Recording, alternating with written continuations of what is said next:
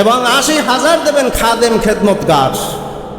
এখন এই জান্নাতে যদি যাইতে হয়, বেহেশতে যদি যাইতে হয়, কিসের বিনিময়ে যাওয়া যাবে? একমাত্র আল্লাহ পাক রব্বুল আলামিন ইরশাদ করেছেন, ইয়া আইয়ুহাল্লাযীনা আমানু দুখুলু ফিস-সিলমি কাফা ওয়া লা তাত্তাবিউ খুতুওয়াতিশ শাইতান ইন্নাহু লাকুম আদুউম মুবিন।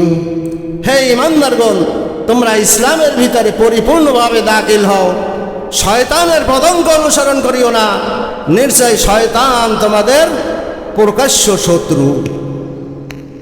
তা আল্লাহ পাক রব্বুল আলামিন সূরা বাকারার ২০৮ নম্বর আয়াতে ইরশাদ করেছেন যে, হে ঈমানদারগণ, তোমরা ইসলামের ভিতরে পরিপূর্ণভাবে দাখিল হও, শয়তানের পদঙ্ক অনুসরণ করিও না, নিশ্চয় শয়তান তোমাদের প্রকাশ্য শত্রু। কারণ পরিপূর্ণ দিন কতটুক, তার সীমারেখা কি? তালাবুল ইলমি ফরিদাতুন আলা কুল্লি মুসলিম ওয়া মুসলিমাহ। রাসূল মাকবুল সাল্লাল্লাহু আলাইহি ওয়াসাল্লাম ইরশাদ করেছেন, দ্বীনি ইলম শিক্ষা করা প্রত্যেক মুসলমান, পুরুষ মহিলা উভয়ের উপরে দ্বীনি ইলম শিক্ষা করা কি ফরজ, ফরজে আইন। আবশ্যক পরিমাণ শিক্ষা করা কি ফরজে আইন। আবশ্যকের চেয়ে অপরের ফায়দার জন্য শিক্ষা করা কি ফরজে কিফায়া। বিদ্যার সাগর হওয়া মুস্তাহাব। পরিপূর্ণ দিন কতটুক? কোরআন হাদিস মোতাবেক আকাইদ ইমানের মাসালা, ইমানের পরে আমলি মাসালা দুই ভাগ, ফিকহ এবং ইলমে তাসাউফ। ফিকহ হইল দেহের দ্বারা যেই সমস্ত বিষয়বস্তু আমরা শিক্ষা আমল করি, এর নাম হইল ফিকহ।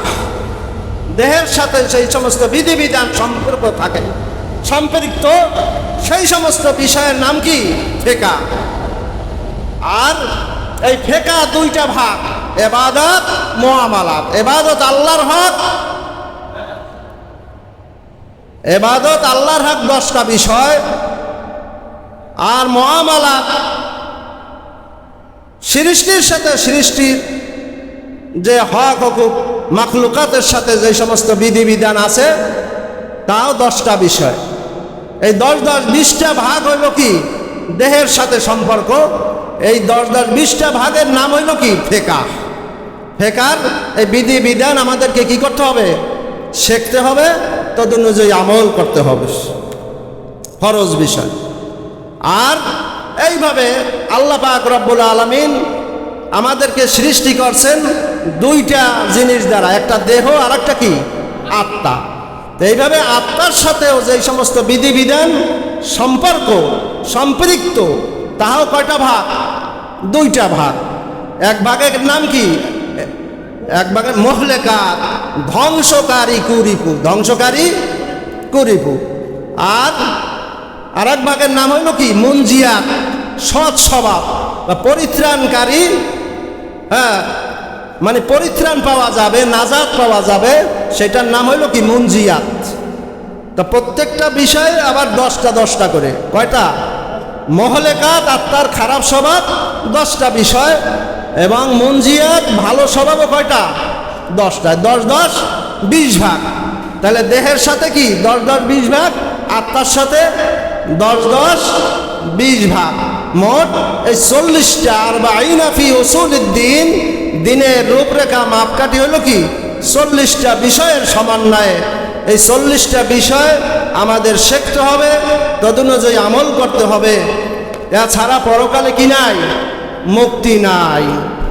মুক্তি আছে? তাই ইবাদতে 10, মুআমালাতে 10,